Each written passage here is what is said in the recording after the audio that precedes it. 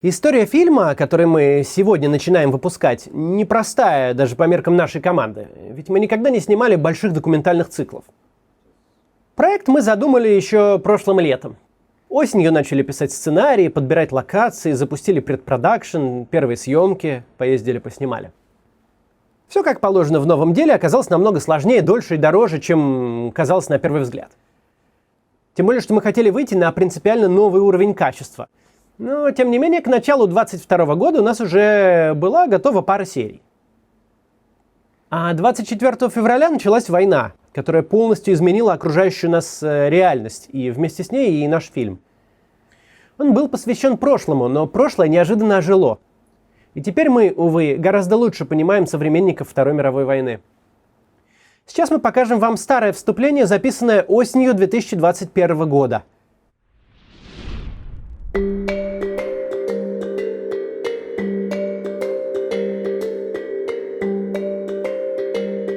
Я стою возле Эйфелевой башни. Сегодня это такой символ Парижа в частности и Франции в целом, без которого их невозможно вообразить. Башня – идеал открыточного туризма, рядом с которым сфотографировалось больше людей, чем когда-либо жило во Франции.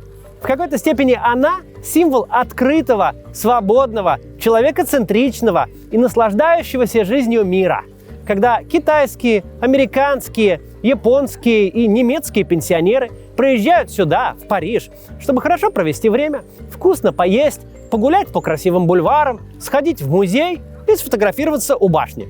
Символ новой, спокойной и хорошей жизни, которая была у человечества далеко не всегда. И появилась она в значительной степени по результатам самого страшного за всю историю человечества конфликта – Второй мировой войны. В годы войны один только СССР терял убитыми в среднем каждый день 19 тысяч человек. Это почти 800 человек в час, 13 человек в минуту. 1 минута и нет целой семьи, уничтоженной нацистами. Или нет целого взвода солдат, состоявшего из вчерашних школьников. Все, о чем они думали и мечтали, их любовь, их обиды, их знания и талант, стремления, все это могла пресечь одна пулеметная очередь, один крупнокалиберный снаряд. Современному человеку, живущему в 21 веке, очень сложно представить себе войну, на которой человеческие жизни превращаются в статистику, где он сам ежесекундно может перейти из столбца личный состав в столбец безвозвратные потери. Сложно представить такую инфляцию цены человеческой жизни, что от миллионов людей не остается даже фамилии, самого свидетельства о том, что они когда-либо жили. То, что сложно представить себе нам, реальность для наших с вами бабушек и дедушек, или прабабушек, или прадедушек. Для тех, кто выжил благодаря победе над нацизмом. Для тех, кто до сих пор покоится в братских могилах и в расстрельных рвах. Это было не так давно. Но и когда пройдет достаточно времени, необходимо помнить о войне, где уничтожение людей стало как будто бы нормой, превратилось в бездушный конвейер. Необходимо понять, как именно мир подошел к мировой войне. Понять, чтобы это больше никогда не повторилось. Помнить и предотвращать. Изначально мы хотели взглянуть на войну глазами современного человека, живущего в условиях беспрецедентно длинного мира. Идея была в том, чтобы из нашего сегодняшнего мира, самого безопасного, самого богатого, самого сытого в человеческой истории, заглянуть в прошлое. Через какой ад прошло человечество, чтобы этого достичь, и что к этому аду тогда привело. Но Владимир Путин этот мир разрушил.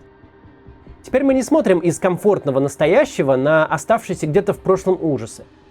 Мы смотрим из нынешней войны на прошлую. Кровопролитные сражения идут там же, где и 80 лет тому назад.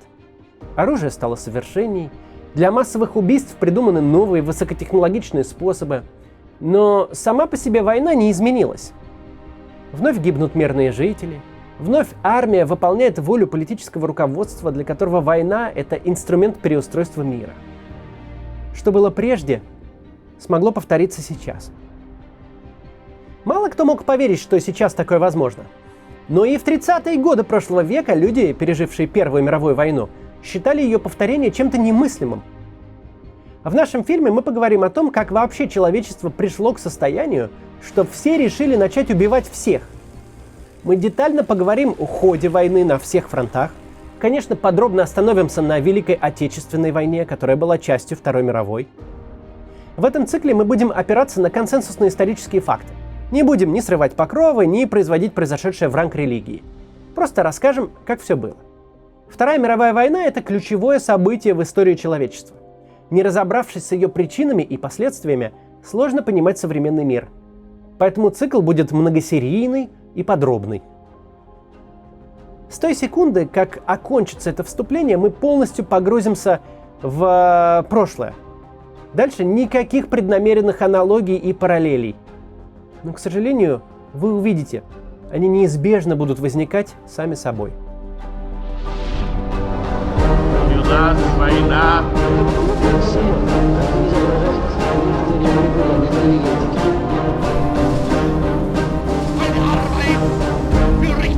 Never give in. Never, never, never.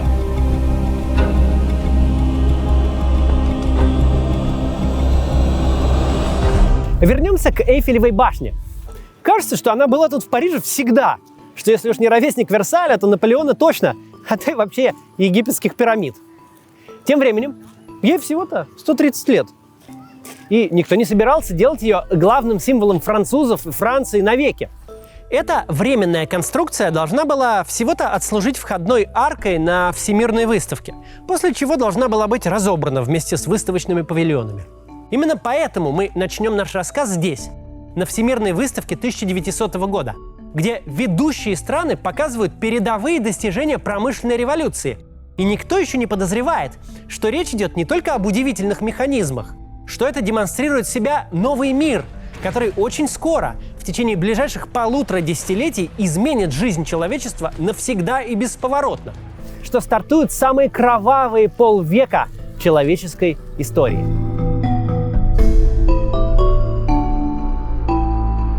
Чтобы понять, как вообще могли получиться обе мировые войны 20 века, войны совершенно новые, тотальные, в которые вовлечено все общество воюющих стран, с десятками миллионами жертв, с невиданными доселе общественными строями и идеологиями, нужно вспомнить, что происходило в веке XIX.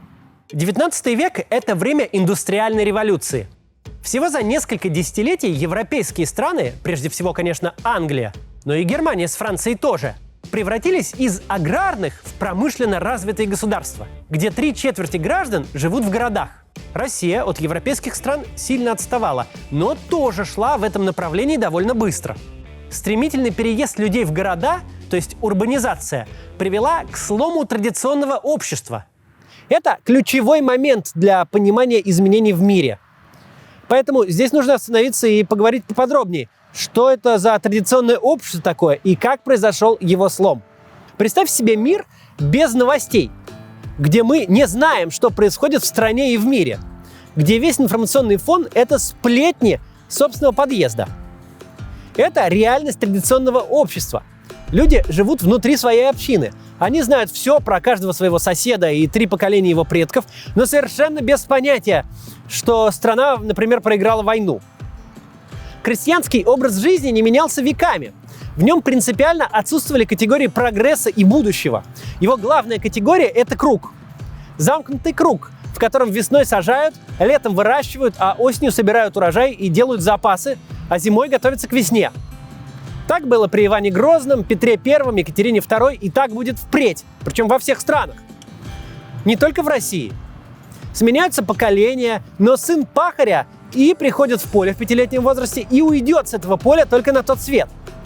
Причем он будет именно пахарем. Он не может мечтать стать кузнецом. У кузнеца есть свой сын. Легко понять, откуда мы унаследовали идею судьбы. Только 200 лет назад это была не эзотерическая абстракция, а правило. Если ты родился крестьянином в этой деревне, то ты с вероятностью очень близкой к 100% умрешь крестьянином в этой деревне.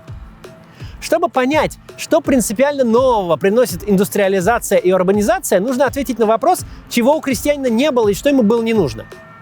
Принципиально отсутствует у крестьянина феномен свободного времени.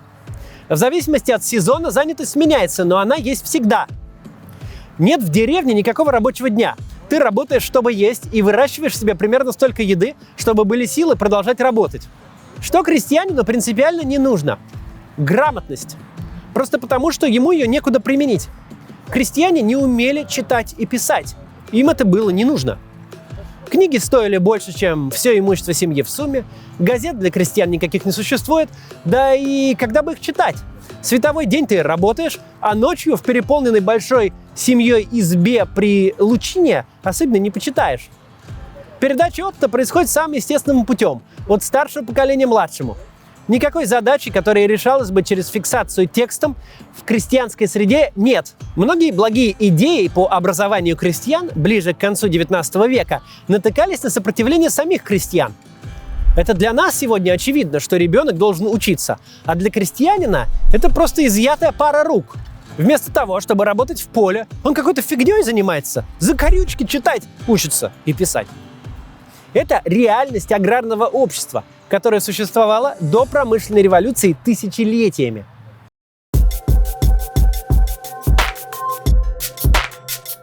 Сейчас существует множество цифровых архивов и исторических сайтов. И если раньше это были сайты с текстами и картинками, похожие на школьные учебники, то современные специалисты создают более сложные сайты с полезными интерактивными схемами. Как, например, сайт Американского музея, посвященного Первой мировой войне, где вы можете посмотреть хронологию событий на удобном таймлайне. Интерфейсы подобных сайтов создают веб-разработчики. Все, что вы видите сейчас на экране за рамками видео, то, как выглядит YouTube, например, меню, кнопки, описание, это тоже работа веб-разработчиков. Они нужны везде, в любой стране и любому бизнесу, у которого есть свой сайт или приложение, а работать вы можете и удаленно. Зарплата начинающего специалиста в России до 80 тысяч рублей, а старшего специалиста до 250. Освоить эту профессию вы можете на курсе «Веб-разработчик» от онлайн-университета SkyPro. Вы изучите один из самых универсальных языков программирования – JavaScript. Кстати, этот язык лучше подходит новичкам, так как вы сразу увидите результат своей работы. Вы научитесь верстать сайты, оформлять их визуал и разрабатывать начинку сайта, за счет которой он будет работать. За время обучения вы выполните 7 реальных проектов, которые сможете включить в свое портфолио. Например, всего через месяц вы уже создадите сайт интернет-магазина. Учить вас будут действующие специалисты в веб-разработке, а личный наставник доведет вас до результата. За счет такой системы у SkyPro 90% доходимости до конца курса. После обучения карьерный центр SkyPro доведет вас до трудоустройства. Вам помогут составить резюме и подготовят к собеседованию. По промокоду CATS вы получите скидку в 50% на любой из курсов SkyPro. А самых старательных студентов ждет еще один бонус – кэшбэк до 10 тысяч рублей. Ссылку я оставлю в описании. Переходите по ней и меняйте свою жизнь к лучшему.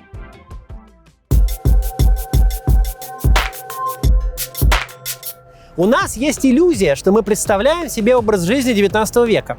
Это золотой век русской литературы, по которой все мы учились в школе. Но на деле это совершенно не так. Чтобы масштаб был понятен, литературный и общественно-политический журнал «Современник», где печатались самые главные имена золотого века русской литературы, эдакая такая фейсбучная лента первой половины 19 века. Так вот, журнал этот выходил тиражом около 700 экземпляров. Понятное дело, что 700 экземпляров толстого журнала – это не 700 читателей. Журнал выписывали в библиотеку большой семьи, но даже если мы с большим-большим запасом умножим эти 700 экземпляров на 100 читателей у каждого, мы получим всего-то 70 тысяч. То есть за все то, что сейчас мы бы назвали медийным охватом главного издания русской литературы, где в первую очередь выходили произведения Гоголя, Тургенева, Тютчева, так вот за все это сегодня YouTube даже серебряной кнопки не даст. Мы с вами смотрим в 19 век, в то время, когда под 90% подданных империи не умеют читать и писать и живут первобытным крестьянским трудом, мы туда смотрим глазами самого верхнего слоя тогдашней элиты, крошечной прослойки самых богатых и образованных и привилегированных, писавших для такой же аудитории. По меркам сегодняшнего дня вся русская литература с точки зрения среднестатистического жителя империи – это журнал «Хроники Остоженки». Как если бы фигуранты расследований Навального издавали бы журнал о самих себе для самих себя.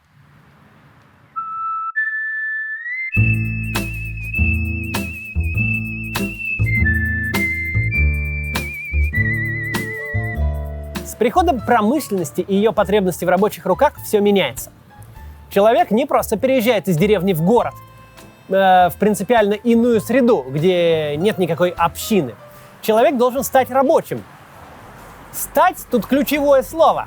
Крестьянами не становятся, ими рождаются. Все взросление состоит из передачи опыта. Но никто не рождается фабричным рабочим. Поставив человека к станку, вы должны научить его им пользоваться. Первый феномен, который приносит индустриализация, урбанизация и переток рабочей силы в промышленность – это грамотность. Впервые грамотность становится массовым навыком. Люди все больше узнают о себе и окружающем мире, побочным эффектом чего становится разрушение прежней модели традиционной легитимности, основанной на религии. Ведь чтобы верить в помазанника Божьего, в его право на вечное управление, сначала нужно поверить в Бога. Феномен второй – резкий взлет уровня насилия. Бешеными темпами растет преступность всех видов. Оказавшись за бортом новой экономики, вчерашние крестьяне – профессиональные преступники, стягивающиеся в города за наживой. Все они бродят по улицам с целью обобрать, избить, порезать, а иногда и убить своих же соседей. Кроме того, люди отныне живут не только рядом с себе подобными. Стремительная трансформация экономики – это, помимо прочего, время, когда гигантские состояния сколачиваются за считанные месяцы буквально из воздуха. Мы тут опять можем вернуться к опыту 90-х. То меньшинство, которое сумело сориентироваться в новых условиях, разбогатело на глазах. Средняя зарплата в стране – $30. Средняя стоимость салата в валютном ресторане – все 50. Так выглядели ранние 90-е. Так, но в существенно большем масштабе выглядит ранняя индустриальная эпоха. Потомственная аристократия и старые деньги из купеческих династий. Ну, вориши, которые 2 года назад пришли в город в заштопанном кафтане, а теперь торгуют акциями угольных шахт. Обеспеченная рабочая интеллигенция и государственные служащие. Вокруг же нищета. Наконец, рабочий уже не крестьянин. А рабочий работает свою смену, пусть и совершенно гигантскую по нашим меркам, но фиксированную. У него есть некоторое количество свободного времени. Пусть немного, но есть. Он не только уже умеет читать газеты, но он хочет их читать. Ведь у него есть вопрос. Как так получается, что я, рискуя жизнью на заводе, каждый день упахиваясь как лошадь, едва могу свести концы с концами, в то время как буквально по соседству мою месячную зарплату люди тратят на один завтрак. Люди, которые явно не работают в шахте, которые торгуют бумажками и как-то умудряются сказочно на том богатеть. На все это люди ищут ответы и находят их в газетах. Все это выглядит как большая несправедливость, в чем газеты с читателем солидарны. Это очень несправедливый строй, где единицы богатеют и жируют, а большинство вынуждено гнуть спину фактически за еду. Эти газеты хочется читать, и их читают. Конец 19-го, начало 20 века в Европе – это ситуация, когда общество уже безвозвратно изменилось. Вся его структура, начиная с сословий, разрушена. На смену традиционному обществу уже приходит массовое. Доля людей, способных задавать вопросы и ожидающих на них ответы, выросла радикально. Религиозное сознание, обеспечивающее традиционную легитимность, уже явно отжило свой век. Но аппарат управления остался ровно такой, каким был 200 лет назад. Если говорить совсем просто, то Николай II все еще думает, что он хозяин земли русской по праву рождения, а все больше и больше людей задают вопросы. А, собственно, почему? По какому праву кто-то от рождения должен жить во дворце, а кто-то дышать ядовитой пылью в шахте? Эти проблемы возникают одновременно по всему континенту. Правление осталось от традиционного общества, а тем временем общество уже массовое. Как результат, ситуация во всей Европе на рубеже веков феноменально напряженная. С одной стороны, явный запрос на перемены, с другой – неспособность аппарата управления к реформам. Общество стремительно радикализируется, а аристократ и чиновник становятся самыми опасными профессиями. Их регулярно убивают.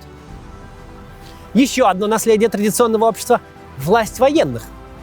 Нам сегодня трудно это понять, потому что военные, за исключением отдельных и довольно мрачных режимов, не имеют политической власти. На рубеже же веков вся политическая власть в Европе находится в руках монархов и аристократии, сословий по определению и по происхождению своему воинских. Эти люди росли и воспитывались как офицеры. Они росли и воспитывались в ситуации, когда в Европе просто нет такого момента, чтобы как минимум 2 большие державы не воевали между собой. Воевали все со всеми в самых причудливых коалициях. Когда мы смотрим какой-нибудь исторический фильм, где статные мужчины в обтягивающих лосинах и умопомрачительных кителях танцуют на балах, запивают устриц шампанским, бьются на дуэлях, ухаживают за дамами, то не нужно заблуждаться. Абсолютное большинство из них не свадебные генералы. Они настоящие военные, которые вот-вот пойдут под шрапнель. Если ты молоток, то любая проблема для тебя – гвоздь. Если ты военный, то в любой непонятной ситуации, типа того, что общество у тебя меняется и явно выходит из-под контроля, ты будешь искать этому военное решение. Из опыта понятно, что война все списывает, что война работает на сплочение подданных и как минимум на заморозку всей текущей повестки. К чему я вообще все это рассказал? К моменту начала Первой мировой войны мы имеем Европу, основные страны в которой испытывают явные проблемы. Проблемы с легитимностью, проблемы со стремительно меняющимся социальным укладом. Везде идут забастовки, везде растут социалистические идеи. Везде чиновников и аристократов отстреливают как уток на сельской ярмарке. И никто толком не понимает, что с этим делать. Либеральные реформы влекут требования новых реформ. Жесткое подавление ожесточает и радикализирует. К тому же промышленная революция порождает промышленный инструментарий истребления людей. Вместе со скорострельными пушками, пулеметами, минами, боевыми газами и бомбами рождается и могучее лобби их производителей, которое хочет войны. Кроме того, промышленная революция стимулирует колоссальный рост производства разом во всех секторах. Начиная с сельского хозяйства, которое стремительно механизируется, заканчивая совершенно новыми рынками, машины и станкостроением, например.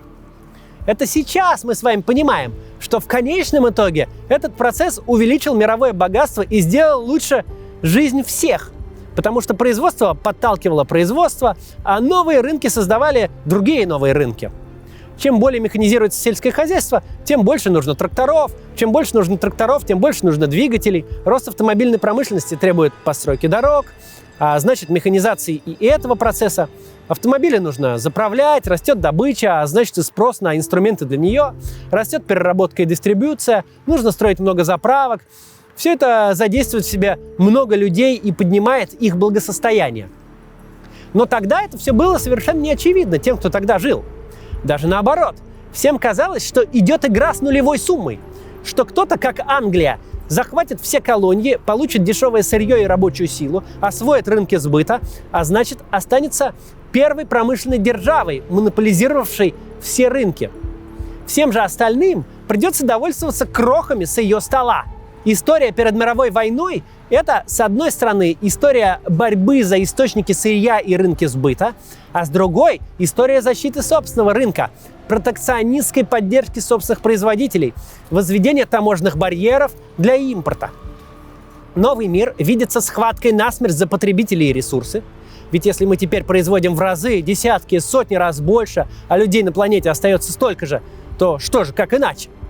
Все думали, что при этом же количестве людей объемы рынка будут постоянными. И поэтому за них нужно сражаться, точно так же, как делали это в прошлом, завоевывать, воевать. Мы видим картину, в которой все те, от кого зависит война и мир на континенте, все те, кто принимает решения, очень хотят войны и сознательно ведут к ней дело.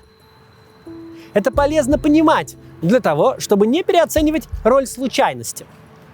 Выстрел в Сараево, убийство Франца Фердинанда, ставшее формальным поводом для начала Первой мировой, по нашим стандартам выглядит каким-то выдающимся событием. Убили целого наследника австро-венгерского престола.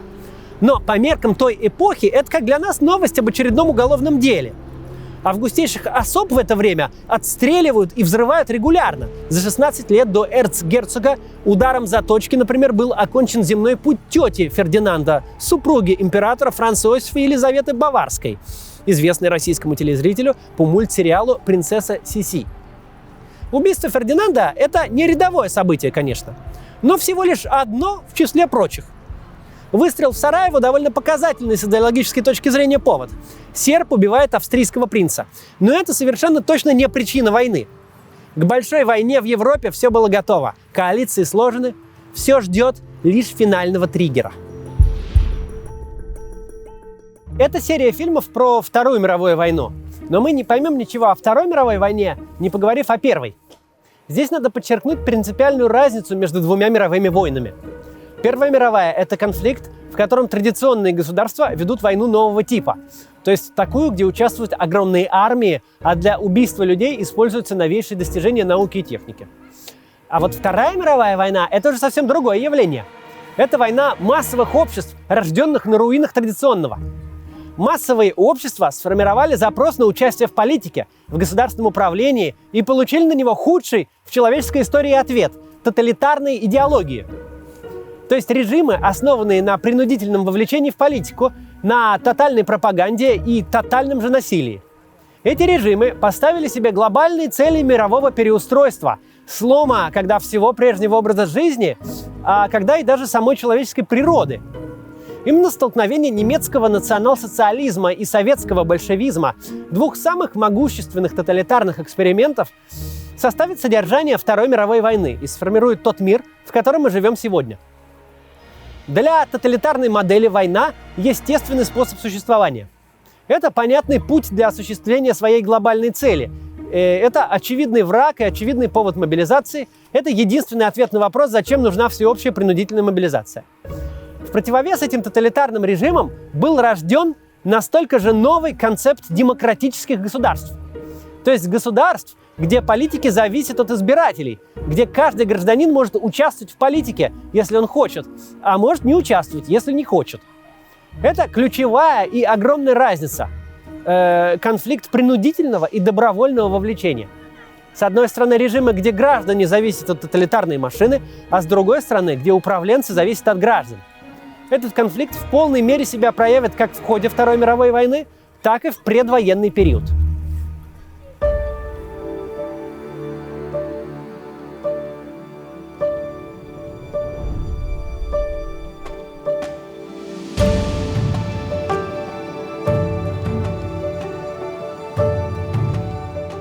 Итак, к началу 20 века сложились две группировки. Антанта, от французского «Entente cordiale» – сердечное согласие, объединявшая Британию, Францию и Россию, и Тройственный союз, в который вошли Германия, Австро-Венгрия и Италия.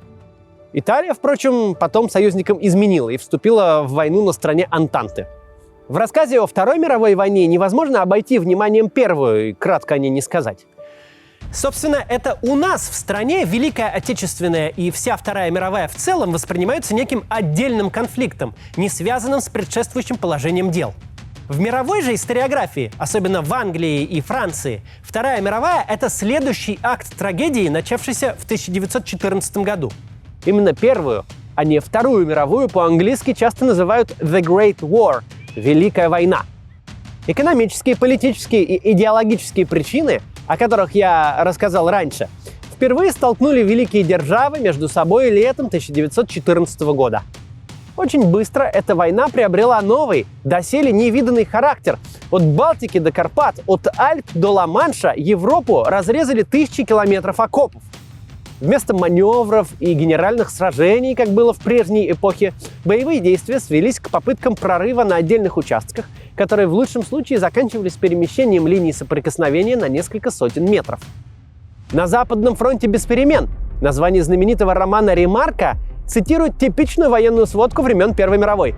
Одно из крупнейших сражений той войны, битва при Вердене или Верденская мясорубка, продолжалась почти весь 1916 год и унесла сотни тысяч жизней, но к декабрю стороны остались там же, где находились в феврале. Я не буду перечислять все битвы и перипетии Первой мировой войны, конечно. У меня на канале, кстати, выходил отдельный ролик про Первую мировую. Если вам интересно, как там все развивалось, то посмотрите, пожалуйста.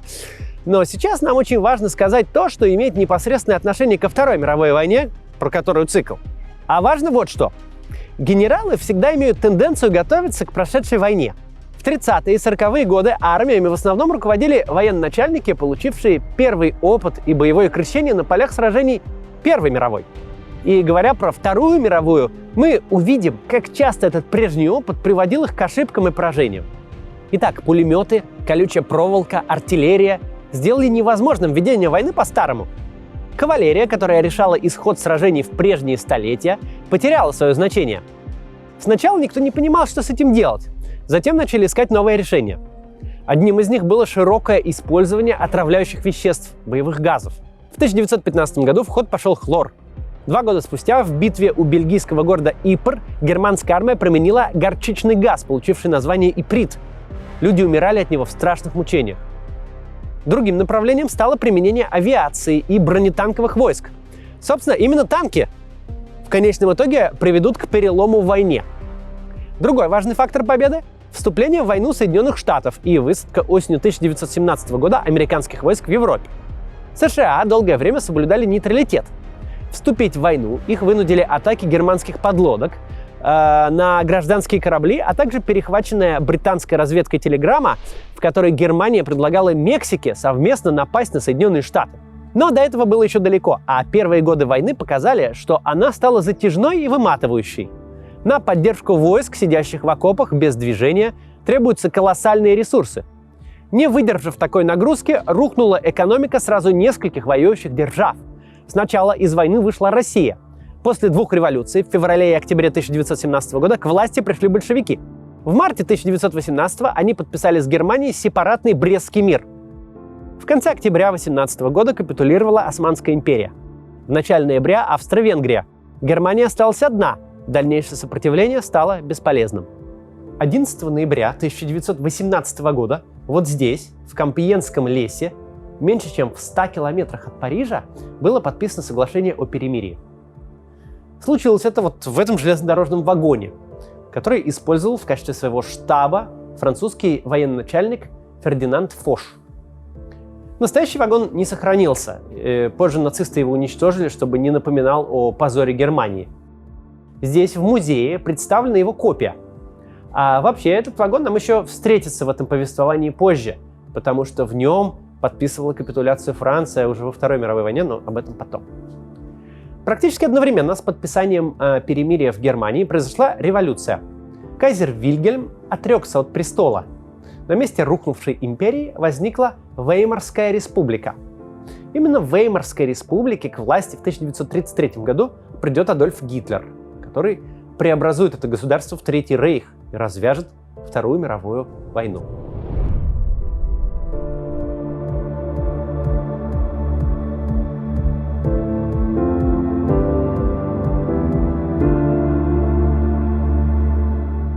Первая мировая война стала большим потрясением для всех и сильно изменила ход истории. Это была первая технологическая война, в которой убийство было поставлено на поток. Впервые в истории война шла в 3 измерениях – на суше, в океане и в воздухе. Технический прогресс, призванный служить во благо, стал средством для причинения вреда и убийств. Первая мировая война похоронила 4 империи, казавшиеся незыблемыми – российскую, германскую, османскую и австро-венгерскую. Она запустила невиданный по масштабам процесс изменения границ в Европе, с чем согласились далеко не все. Война существенно изменила не только политическую карту, но и жизнь целого поколения людей. Потерянное поколение. Этот термин впервые встречается в произведениях Эрнеста Хемингуэя, который воевал и был ранен на фронте Первой мировой. Эрих Мария Ремарк, Фрэнсис Скотт Фиджеральд, Шервуд Андерсон и многие другие писатели стали голосом этого поколения. Людям, родившимся в последнее десятилетие XIX века, пришлось в очень юном возрасте столкнуться с необходимостью брать в руки оружие и отправляться на войну. На войну, причины которой и сейчас, спустя 100 с лишним лет, понять довольно непросто. Они не хотели воевать. Лучшей иллюстрацией этого будет рождественское перемирие 2014 года, когда английские и немецкие солдаты переходили линию фронта, чтобы пообщаться, обменяться подарками и даже сыграть в футбол. Неудивительно, что максима «лишь бы не было войны» стала лейтмотивом последующих десятилетий. И во многом именно она привела к новой, еще более чудовищной Второй мировой войне. Но самое главное, у Первой мировой войны были победители и были побежденные. Причем первые захотели максимально унизить вторых и заставить их платить за все понесенные потери. «Ve victis» – «горе побежденным». Фраза, известная со времен Древнего Рима, в полной мере нашла свое отражение в условиях Версальского мирного договора. В тот момент политикам, принимавшим решение о дальнейшей судьбе мира, это показалось хорошей идеей. И в итоге это стоило человечеству десятков миллионов жизней.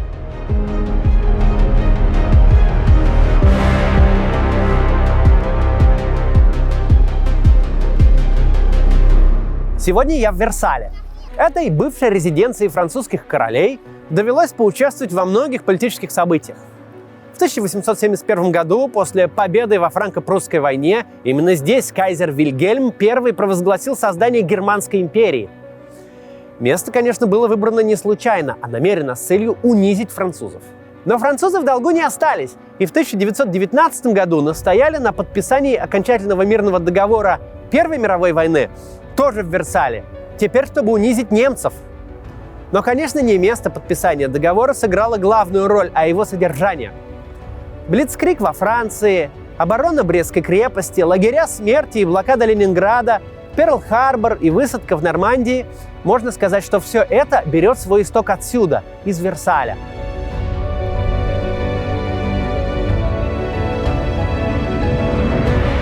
Но сделаем шаг назад и вернемся в ноябрь 1918 года, когда было подписано перемирие в Компьенском лесу. Если мы посмотрим на расстановку сил на фронте, то увидим странную вещь. Мы привыкли, что капитуляцию проигравшая страна принимает в тот момент, когда все действительно проиграно. Например, как в мае 1945-го. Взят Рейхстаг, Гитлер покончил с собой, советские войска заняли восточную часть Германии, включая Берлин, а войска союзников – западную часть. То есть положение объективно безвыходное. Но в 18 году все было не совсем так.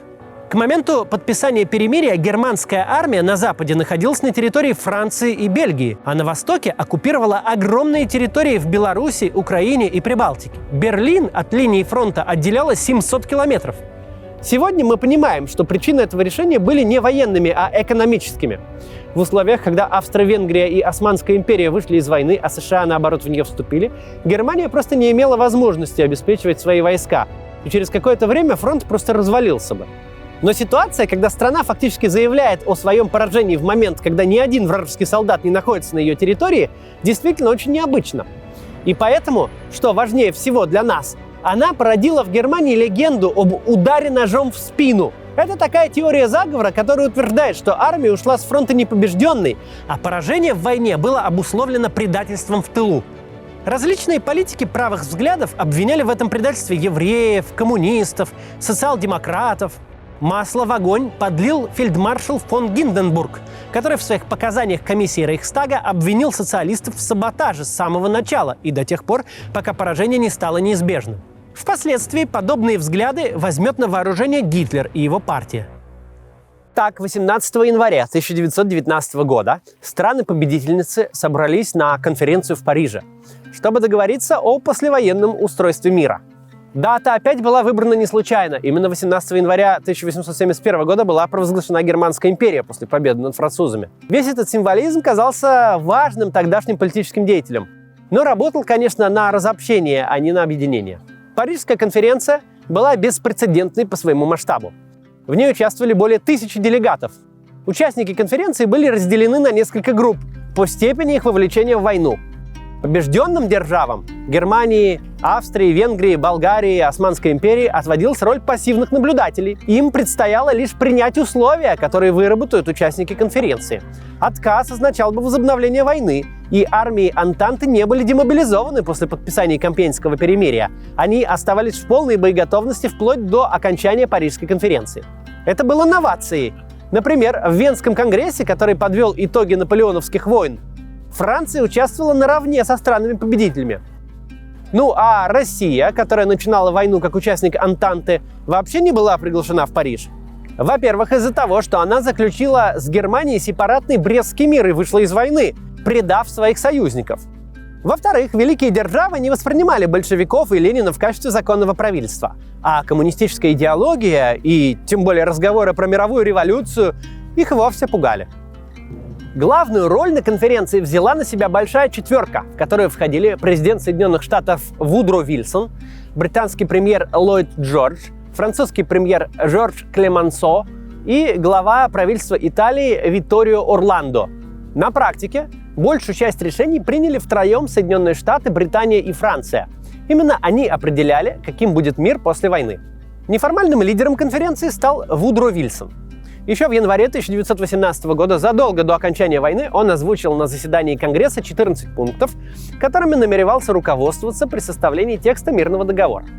Они включали в себя открытость, уважение права наций на самоопределение, восстановление независимости Польши и Бельгии, сокращение вооружений и объединение наций в целях создания взаимной гарантии политической независимости и территориальной целостности как больших, так и маленьких государств, писал он.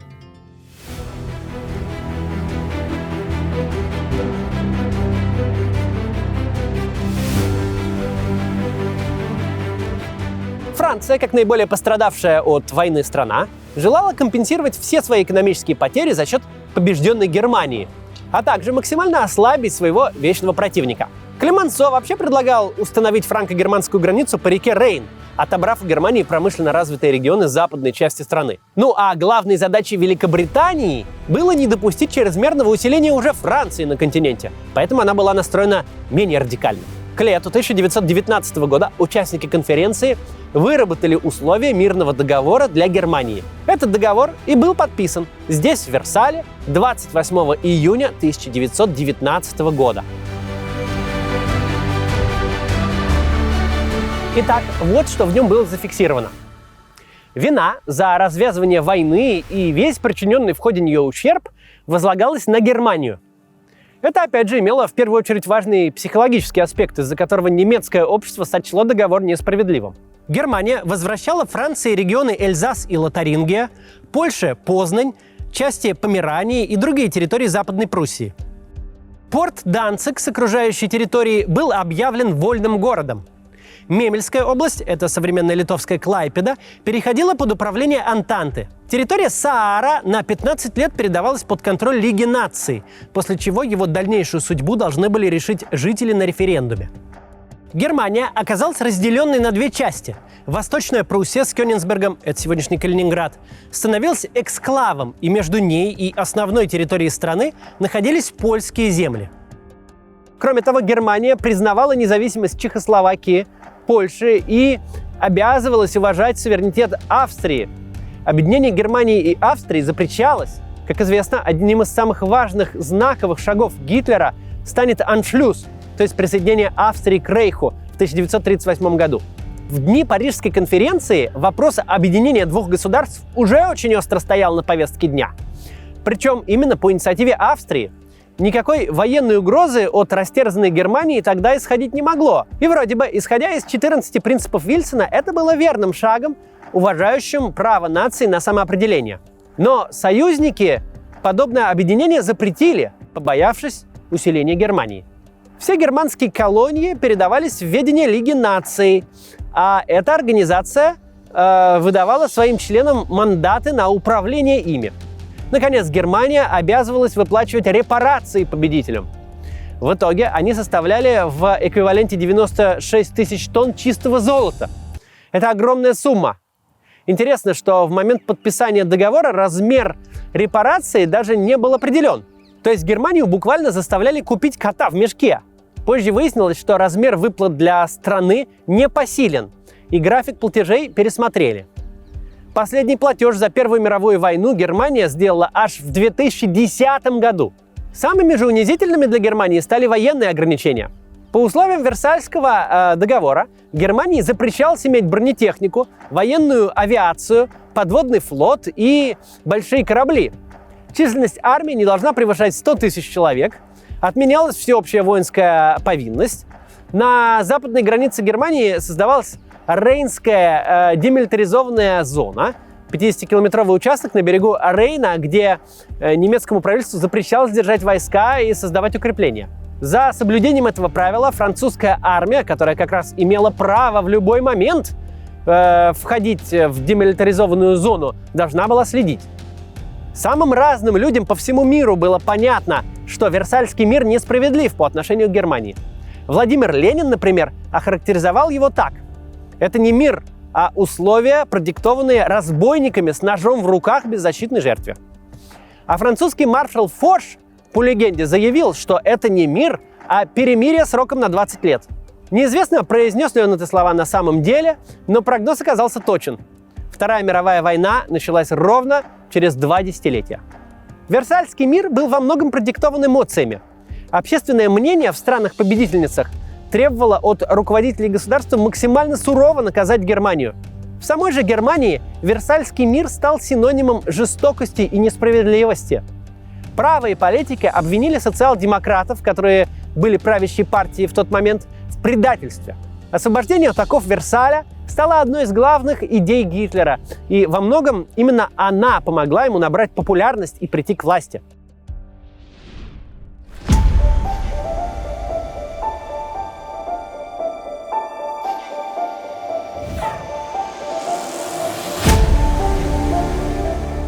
Давайте снова вернемся к главному символу Парижа – Эйфелевой башне, чтобы подвести итог этой серии проекта. Каким мы видим мир после самого разрушительного на тот момент конфликта Первой мировой войны? Мы видим четкое разделение стран на победителей и проигравших. Мы видим, что победители хотят решить все свои проблемы и залечить все раны за счет проигравших, как обычно и происходило в прежние столетия. На Германию и ее бывших союзников наложена обязанность выплачивать огромные репарации. Это вызывает чудовищный экономический кризис, который создает риски для создания устойчивой демократии в Веймарской республике. К тому же зарождается и крепнет теория заговора про удар ножом в спину, что германская армия не потерпела поражения на поле боя, но была вынуждена капитулировать из-за предательства в тылу.